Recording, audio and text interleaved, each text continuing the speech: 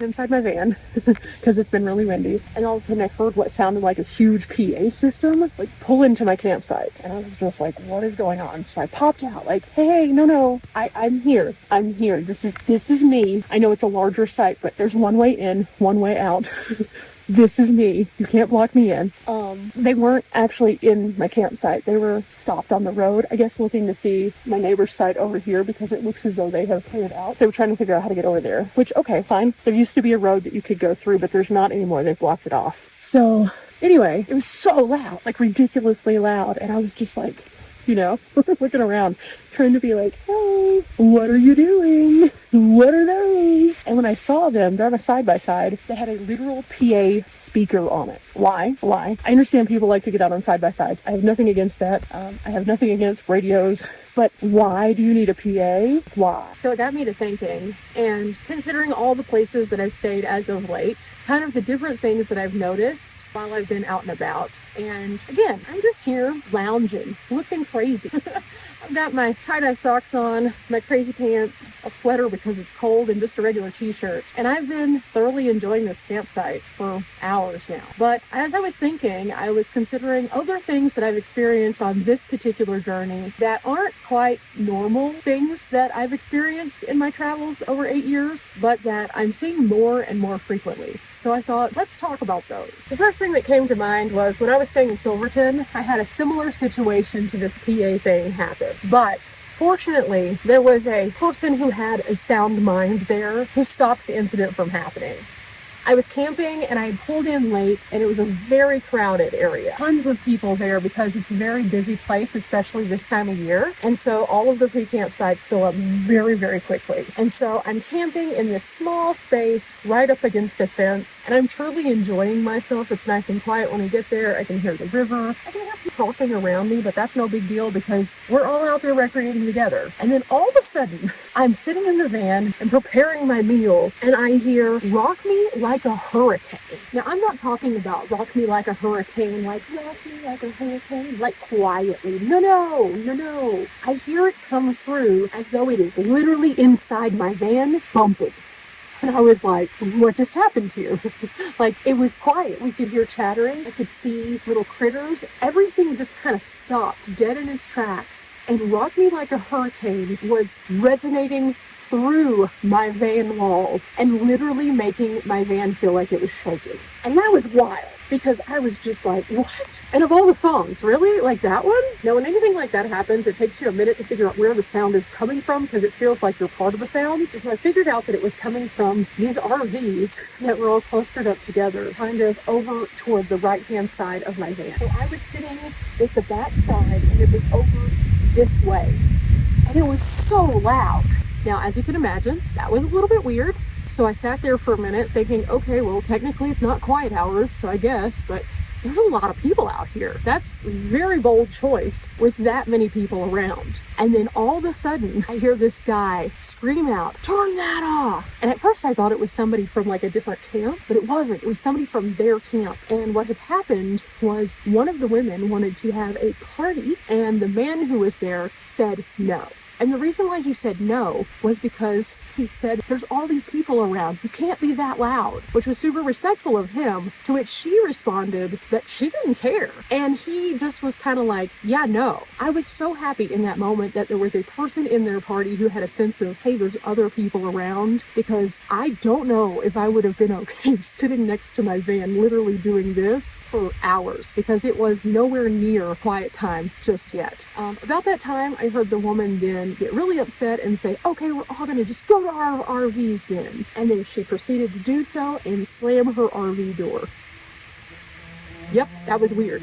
The next day I noticed that they were playing music on a smaller speaker in a much more quiet way, and I was able to move away from them just in case. But that was really strange. But normally whenever you experience something like that, the entirety of the group is like, yeah! This was not the case, and I was so thankful for this man because he had the common decency and understanding to know that not everybody wanted to be rocked like a hurricane all night until 10 o'clock. So that was really kind. However, that was really, really bizarre. And one of the things that I also learned the next morning was even on the far side of the campground where there was this woman who had this really cute dog, whenever they blasted that, it freaked out her dog so much that her dog kind of started having anxiety. We talked about it because I was out for a walk and I ran into her and she was like, "Oh my goodness, were you right over there by that?" And I said, "Yeah, it was loud." She goes, "It was loud over here too. My dog wasn't okay for the rest of the night." And that was only them playing the song for less than 5 minutes. And it caused that much chaos for someone well across the campground. So whenever I make comments about, hey, don't have loud music, it's not just because I don't want you guys to have a good time. It's because you never know the impact that it can have on other people. And even though they do have quiet hours that are after 10, it doesn't mean that if you're in close proximity to others that you should blast them out during those non-quiet hours also. Yeah, you have the right to do it. You can do what you want to. But if you're that person, trust me, none of the people around you are going to like you. And here's the wild thing.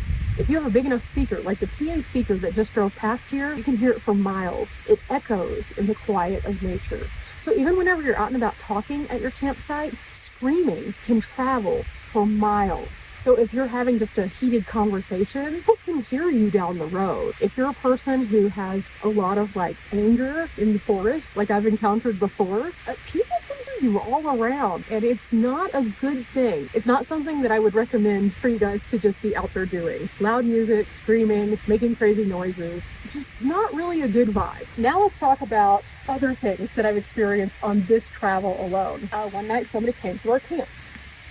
What do? You're in your safe zone. You're in your place of sleep. And then all of a sudden someone comes into your camp. Yeah, you can sit there and defend yourself. You can sit there and say all these things. But as a person who is inside the vehicle, that's your reaction. But as the person who is walking through your camp, what are you thinking? That's not your camp. Like, why would you do that? The only thing that's going to ever come to mind of somebody walking through my camp during the nighttime is that they are up to something bad. And so if that is the case and someone walks through my camp, I'm always going to assume they're up to no good. They're either there to harass me, to bother me, to rob me, to do one of those things. And so even though in the particular instance that happened to us, we did not know about it because I didn't have the alerts on my camera, guess what? That's been fixed now. So if I have someone traipse through camp and I happen to catch them and an alert goes off, I will no longer be a person who's just like, oh, passively in my van, waiting on the critters. No.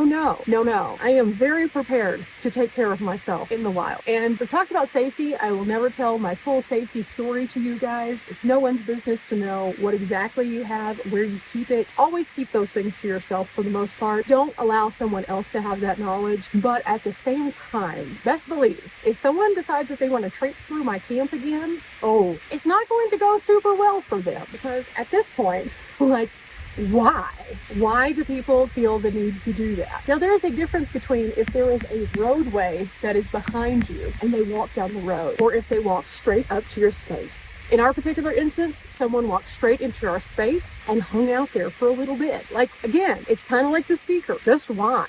Now let's talk about the other crazy things that we've seen. Burn bans that people are just disregarding. Why? The question today, if you'll notice, is why? I don't understand it. It doesn't make any sense to me. It's not safe. It's not responsible. And it shows that there are certain people out there who just disregard the rules and only care about their experience. I've seen that not once, not twice, not even 3 times, but probably 8 times now when I am in clear fire restriction areas and people just can't be bothered to not have a fire. They started on one of the signs posting up a number for reporting because it is so serious right now in Colorado, and they're saying if you have a tip, send it to us, we will ticket them immediately. That's how bad it is. So again, people who disregard other people's space with music, who disregard people's space by walking through, and people who disregard the safety of not only your space but other space and the entirety of the forest. I'm starting to see a theme here though to the why. It's people who don't care. They're out the years, we've talked about people who come out to the forest with disco lights and do things like that. We've talked about how disruptive that is to the light pollution for others throughout the area, despite the fact that they feel like they're isolated. That happens. We've also talked about the sound issue before. We've talked about obeying the rules, following like regular things that you're supposed to do to recreate in the outdoors. We've talked many times about the actual camping experience, but what about the getting to the camping experience? That's the other thing that I have been just mind blown on this entire trip. Throughout my travels, I have gone on a lot of crazy roads. I have gone up a lot of mountain passes. I've gone through a lot of flat areas. I've stayed at a lot of different kinds of places. The one consistent thing that you will always experience is people.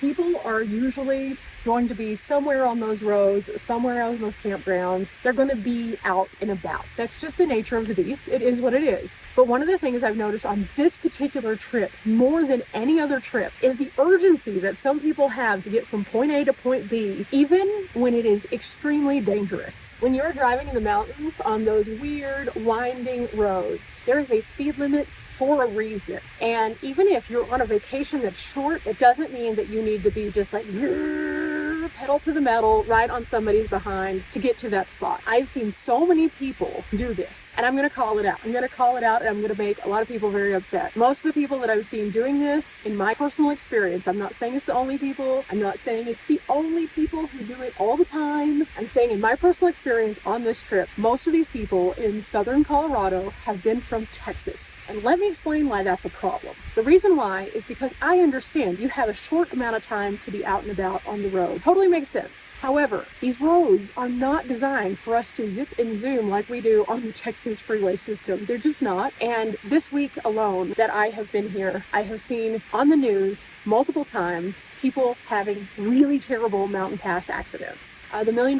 Highway was closed more than once while I was staying over in the Silverton area because of accidents. It's a treacherous road, very narrow. A lot of places do not have any kind of guardrails, and it's not because they don't want to keep you safe from going off. It's because they can't have them because of the snow clouds. As Texans, we're coming into another state, and we have to understand that it's not our state, and we have to realize that driving here is going to be a little bit different. And just because we want to get to our vacation does not mean that we need to speed around and possibly put not only ourselves, but others in harm's way. Again, as a Texan, I'm not picking on you guys. I swear it's just been more of you guys than other states on this particular trip. That doesn't absolve other people from this also, though. So if you're watching this and you're a person who gets a little bit too much in a hurry, slow down. I know that the anticipation of getting to a place is so exciting. I also know that a lot of people do have that truncated window of time that they can spend in those places. But speeding up on those roads is very dangerous, not only again for yourself, but for others. Also, being on your phone at all on a mountain pass, I've seen so many people who clearly are looking down instead of up as they're coming through, and they'll swerve into your lane. I've almost gotten taken out 3 times on this trip, which is the most of any of my Colorado trips. I also had someone, again, from Texas, who had a big truck with a train horn as we were going through construction, just laying on the horn because I wasn't going fast enough in a construction zone. I completely and totally understand, again, urgency, but at no point in time should you try to intimidate other drivers, should you try to bully other people, or should you try to speed through these construction zones. There was one point that I mentioned on a previous video where it was basically like driving through Mario Kart because the cone placement was so bad and people were hitting cones and throwing them back. It was really terrible. And that's the road where the guy decided to get behind me and lay on his horn. What am I supposed to do? Get hit by a road cone? No. Again, all of these things are things that I personally experienced on this particular trip that are kind of wild, a little bit different, and they seem to be getting worse. People's attitudes on the road seem to be getting more and more of a short fuse as opposed to having a little bit more grace. So if you are watching this and you're traveling to Colorado, realize there is a reason why things exist the way that they do when it comes to roadways. There is a reason why they mark things very clearly when it comes to the fire safety,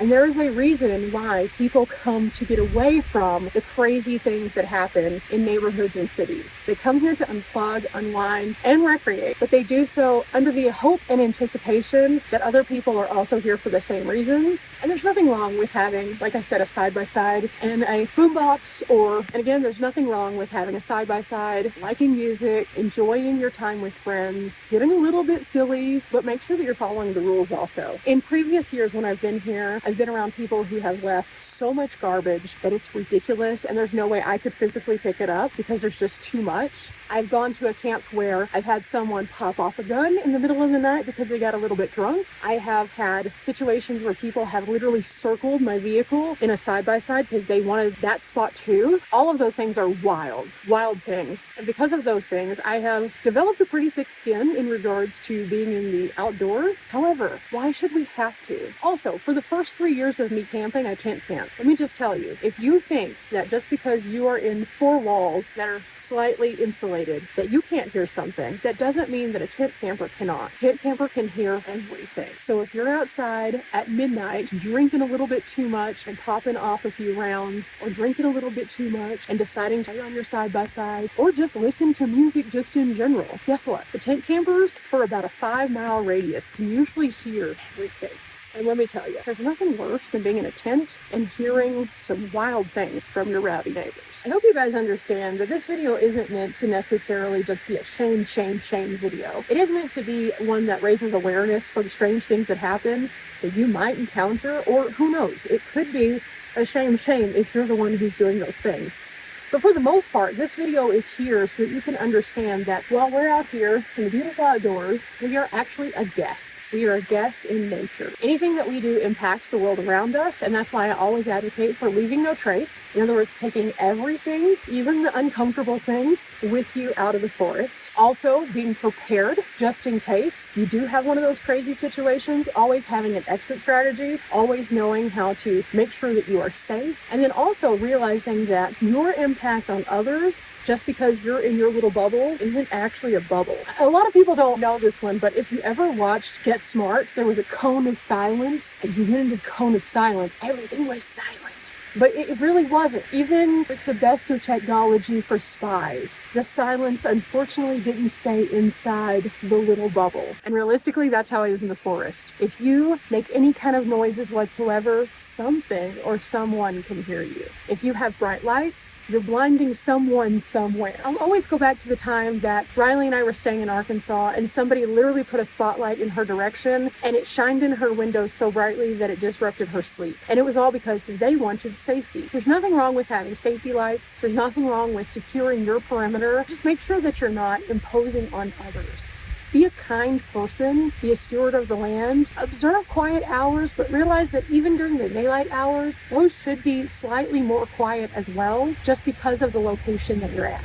You expect sounds from the road. Those are just givens. You're going to be camping in an area, you're going to hear the sound of people driving. You're expecting to hear loud noises if you're staying at a Walmart or a Cracker Barrel. But what you're not expecting is for that to be right here in your campsite when you're in a really removed location that after a certain time, the traffic kind of slows down. You're not expecting it to be an all-night rave. If you were, you'd probably be at an event of some kind. Events are one thing, camping is another. We need to respect each other, we need to respect nature, and we need to realize that when we do those things, it really triggers some of the animals to move differently, and that could change and impact their environment as well. Again, this isn't meant to be a shame, but more so a buyer beware situation. Van life is wonderful. Getting out and recreating in an RV or a tent is amazing. I highly recommend everyone do it, but do it with the understanding that you're not the only one in the world, especially on those roads. Be safe out there, guys. Remember, we're not here for a long time, but we are here for a good time. Tomorrow we'll get back to regular adventuring. I can't wait to share something that I have planned for us, but for now, I'll see you tomorrow. Bye!